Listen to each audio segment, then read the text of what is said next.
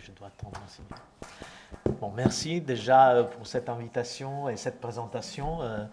Merci à la Société française des architectes et à tous les organisateurs.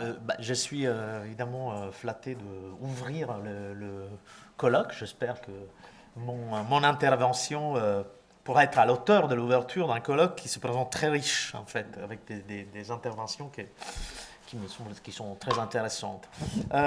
Comme il a été dit, je suis historien, donc mon intervention s'appuiera majoritairement sur une approche historique, en se concentrant davantage sur l'échelle urbaine.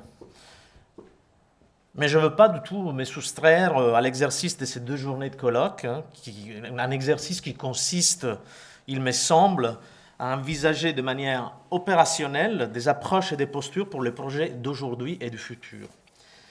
D'ailleurs, mon idée du métier d'historien repose beaucoup sur l'idée d'inactualité de l'histoire. J'emprunte un peu ce concept et à Patrick Boucheron et à Manfredo Tafuri. Il est beaucoup plus utile, c'est ce que j'entends par inactualité de l'histoire, de souligner les différences du présent par rapport au passé, donc de déconstruire sans cesse les concepts d'identité, également et surtout celle européenne, afin d'éviter de tomber dans une attitude nostalgique et passéiste qui non seulement est à mon avis très dangereuse politiquement, mais surtout anti-historique, car elle trahit l'histoire comme méthode rigoureuse de recherche qui a le devoir de mettre en lumière surtout les contradictions et les tensions, pour le dire encore avec un terme tafurien, au lieu de créer des images banalisantes, des visions historiques type un peu carte postale. Ces concepts d'inactualité et de tension, j'espère, seront plus clairs à la fin de mon intervention. Avant de rentrer dans le vif de mon argumentaire, permettez-moi une précision d'ordre méthodologique. Je parlerai essentiellement de villes, d'histoire urbaine, très peu d'architecture. Pour justifier cette approche qui voit dans la ville un champ d'observation privilégié, peut-être une seule citation suffit. L'auteur de cet extrait est Jean-Luc Pinol. La citation est tirée de l'introduction au premier volume de la collection Histoire de l'Europe urbaine. Je cite: « La ville est un phénomène total où se condensent l'économique et le social, le politique et le culturel, le technique et l'imaginaire, et pourtant, toute approche fractionnée qui privilégierait un domaine unique aux dépenses des autres manquerait de pertinence. L'histoire urbaine, à contre-courant d'une histoire en miettes, est en elle-même un exercice de synthèse. » Donc, disons que dans l'idée de se concentrer sur l'histoire urbaine, il y a aussi l'ambition qui parfois on dirait, difficile à attendre, essayer de faire une histoire de synthèse. C'est-à-dire l'histoire, dans notre milieu de la recherche, il y a évidemment des spécialités, des spécialismes, c'est très bien, mais en même temps, la vision générale me semble toujours très bien, et l'histoire urbaine nous donne cette possibilité. Alors, mon intervention se structurera en 3 parties. Une première partie où je vais essayer d'illustrer quelques éléments récurrents de ce que nous nommons la ville européenne. Et cette analyse aura comme point de départ la toute simple observation des données matérielles, je dirais, la forme de l'espace bâti dans ses aspects concrets, qui caractériserait l'évolution historique de la ville européenne. Je m'appuierai sur quelques références d'auteurs. Une deuxième partie où je tenterai de mettre en tension ces formes concrètes avec certains discours qui les ont exploités, souvent instrumentalisés, notamment des discours identitaires. Et une troisième et dernière partie, où à partir de ces prémices analytiques, j'essayerai de tirer quelques leçons de l'histoire de la ville européenne, à savoir pour les projets architecturaux et urbains d'aujourd'hui. Alors, pour commencer, dire Europe signifie dire ville. L'Europe est un continent, un territoire éminemment urbain, dans le sens qu'un réseau de villes construit son espace habité. Donc il y a 3 notions fondamentales que je vais évoquer, qui sont celles de ville, celles de campagne et la troisième, réseau. Ville entendue comme objet de taille moyenne ou grande, mais jamais démesuré, donc pas de mégalopole, dont le périmètre est plus ou moins défini et reconnaissable et en même temps poreux, car il permet un rapport dialectique avec l'autre élément fondamental, qui, dans un effet de miroir, est décisif afin de définir par opposition la ville. Il s'agit bien sûr de la campagne. Campagne, donc, deuxième concept, comme l'autre élément caractéristique de l'Europe, comme l'a si magistralement dit Jacques Le Goff. Ce que nous entendons par campagne est un territoire majoritairement agricole, bien qu'il soit parfois parsemé de forêts au bois, doucement vallonné, où la variété de cultures agricoles est une autre donnée fondamentale. Et cette campagne se trouve presque toujours entre deux villes, structurées selon plusieurs hiérarchies par des villages aussi. Et cela nous amène à la troisième notion, qui est celle de réseau. La ville n'existerait pas sans un réseau de villes, nous dit Leonardo Benevolo, dans l'histoire de la ville européenne. L'Europe est en fait composée, je cite, de villes inscrites dans un réseau de villes, immergées dans un paysage agricole. L'Europe est donc un réseau dense et faiblement hiérarchisé de villes à la taille généralement moyenne. Alors, des principes urbains et territoriaux qui font Europe sont donc évidents. Il y a un paysage où le rural et l'urbain sont étroitement interconnectés et où l'agriculture a constitué, comme le dit toujours Le Goff, un véritable support du processus d'anthropisation, également urbain.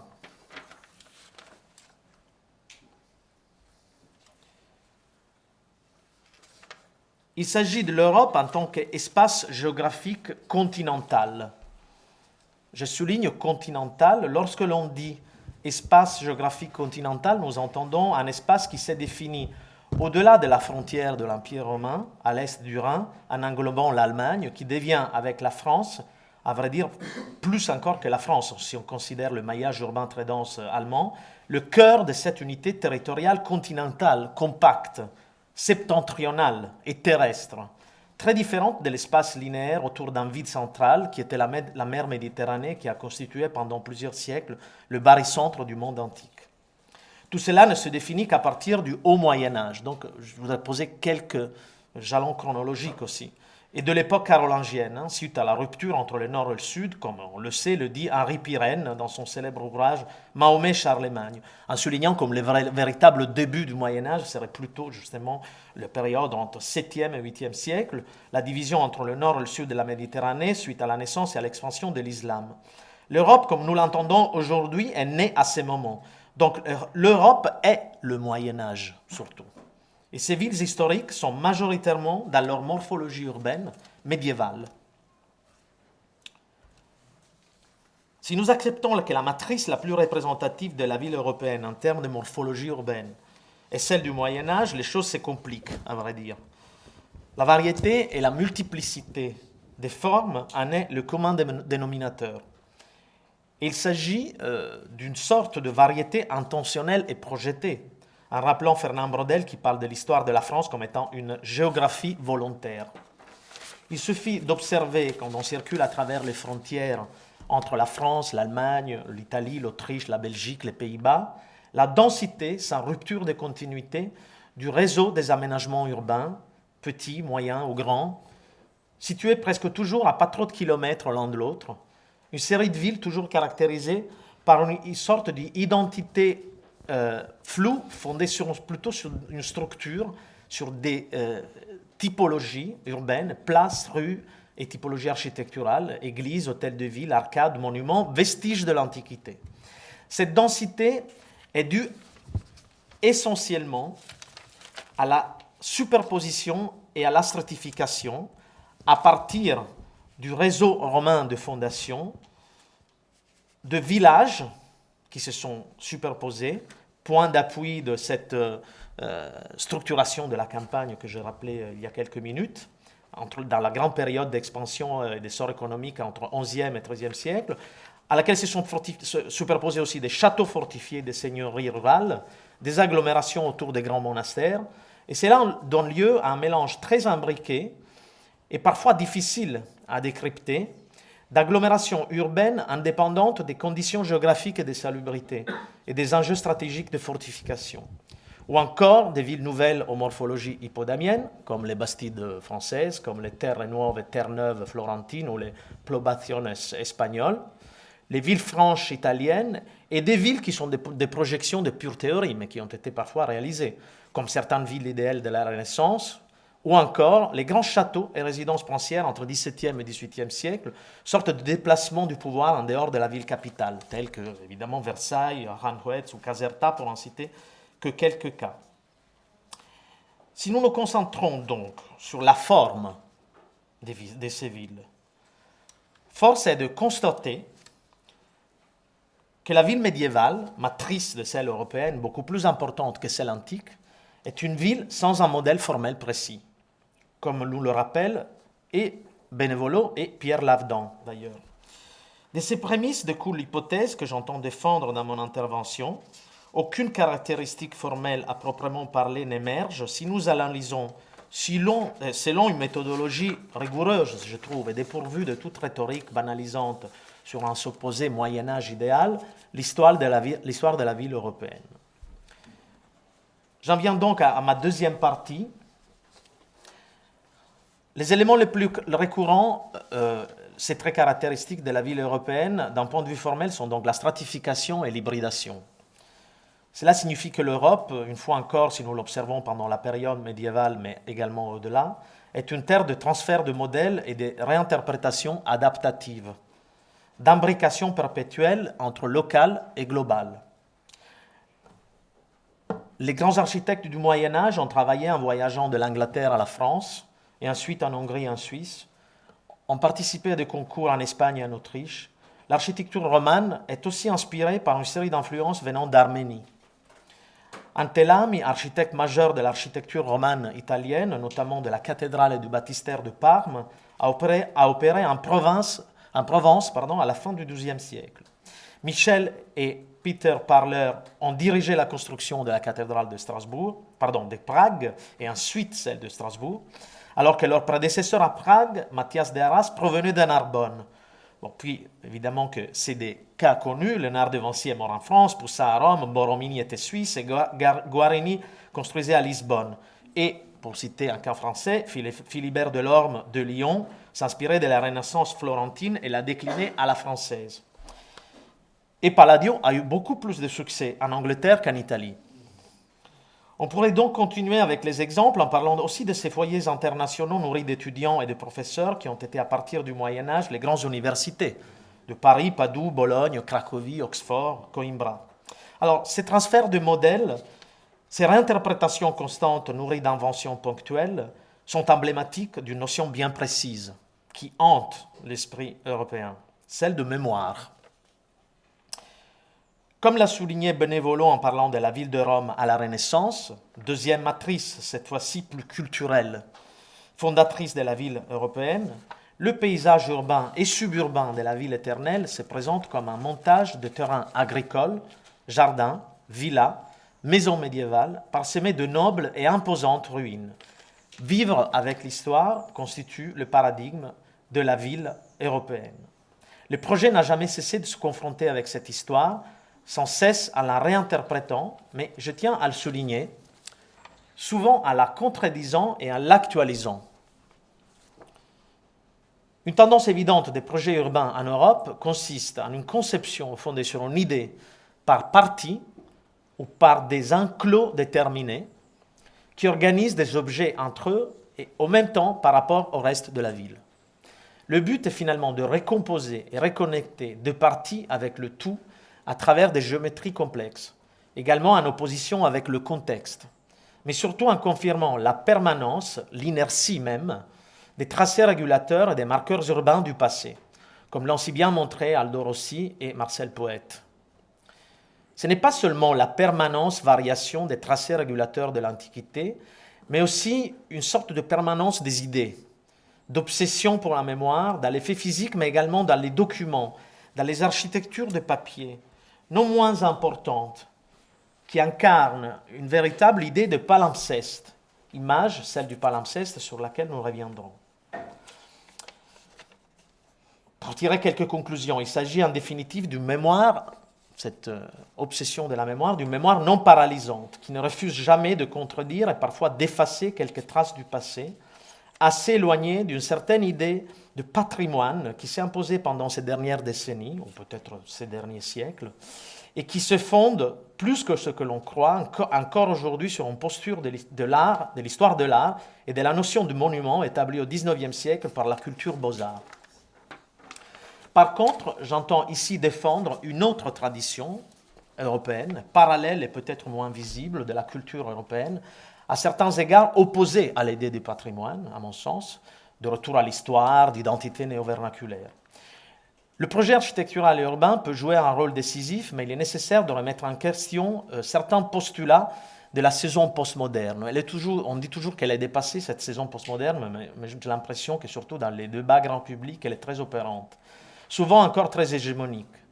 Le retour au centre historique et à la ville européenne, je n'ai jamais trop compris quelle est cette ville européenne, comme étant un élément figé et en définitive, pour moi, anti-historique, une idée nostalgique de l'histoire qui refuse d'accepter surtout la rupture de paradigme de la révolution industrielle et ni l'apport fondamental de la culture architecturale du XXe siècle, et un repli identitaire qui s'inscrit dans un cadre conceptuel essentiellement culturaliste et défensif. Alors, j'ai toujours aimé une phrase de Ernesto Nathan Rogers, directeur de la revue Casabella pendant les années 60, qui dit, en 1964, « La mémoire confère à l'espace la mesure du temps, de tout ce qui est advenu avant nous.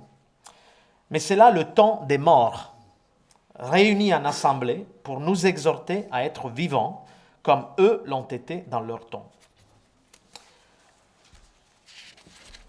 J'en viens à ma troisième et dernière partie.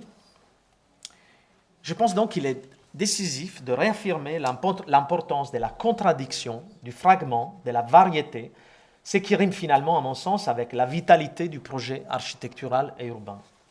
Vittorio Gregotti, dans son ouvrage « Identité et crise de l'architecture européenne », affirmait en 1999 que si une identité européenne existe, elle réside dans la variété.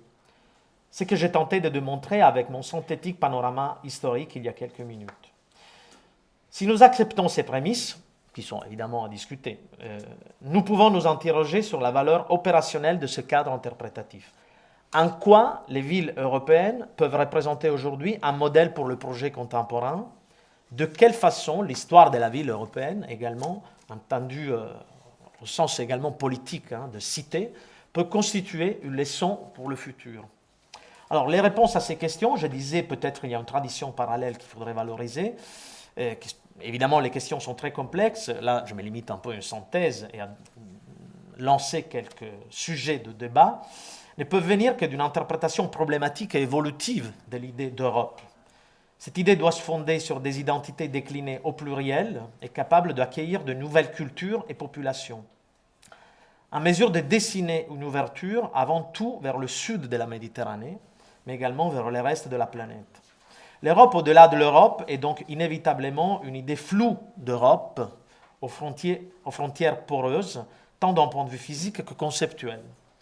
Dans l'objectif de réconcilier échelle globale et locale, quelques autres pistes sont possibles, toujours européennes.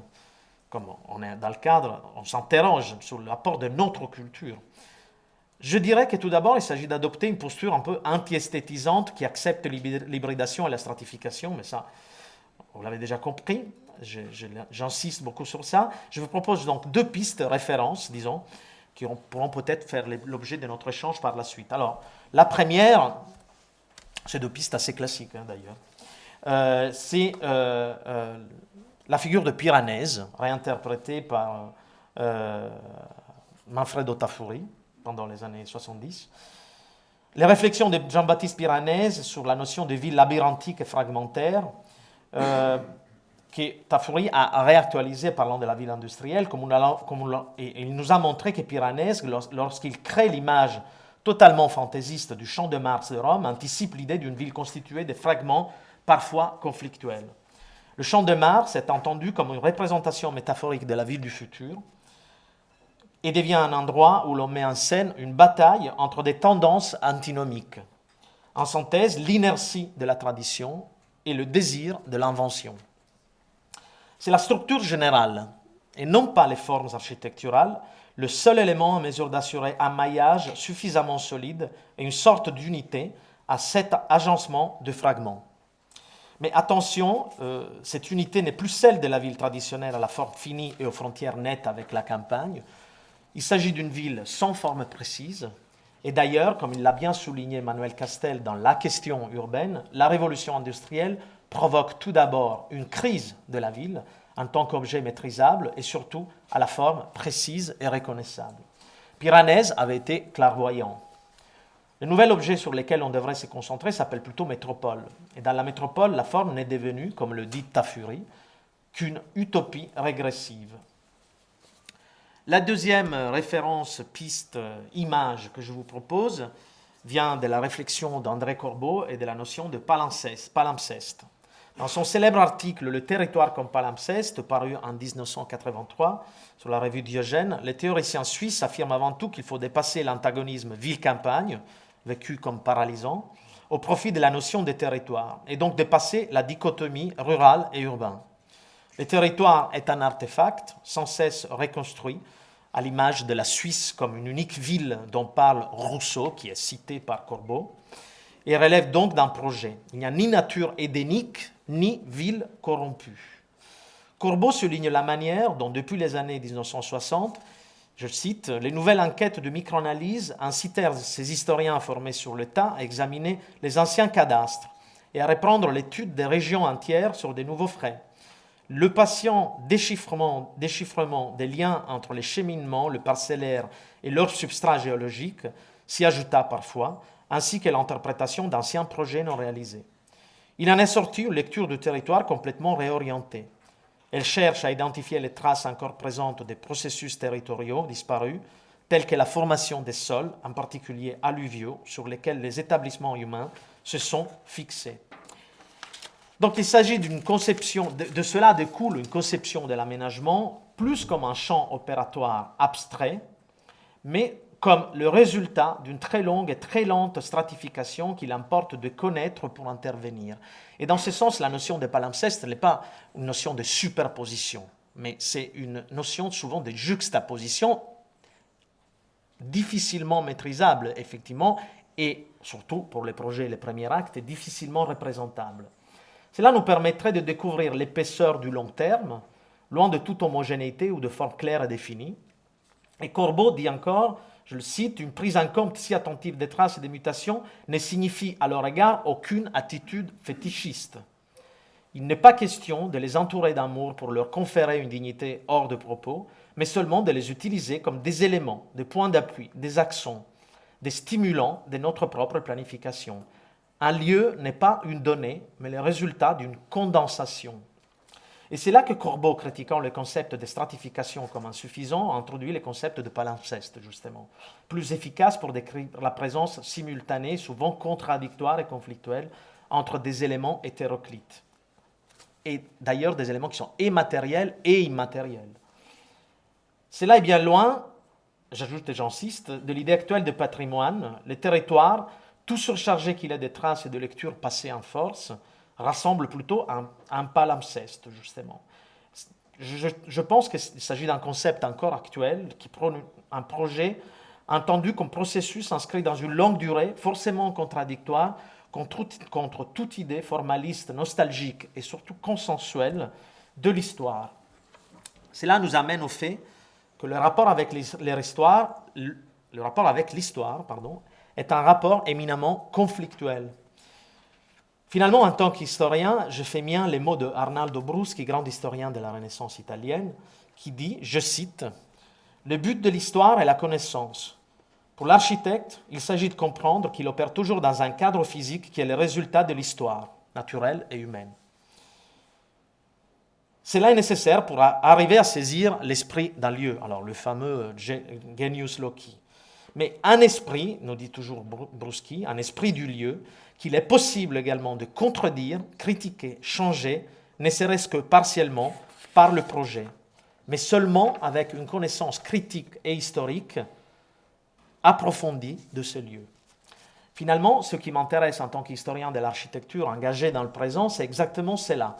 Je dirais vraiment la trahison du passé, une trahison informée au nom du projet, au nom du futur, car, comme le dit Manfredo Tafuri, l'histoire sert à dissoudre la nostalgie, pas à l'inspirer.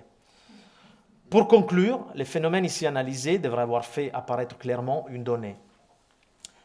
Afin de configurer un projet pour la ville contemporaine, il faut éviter deux attitudes apparemment opposées, mais qui constituent finalement les deux revers de la même médaille.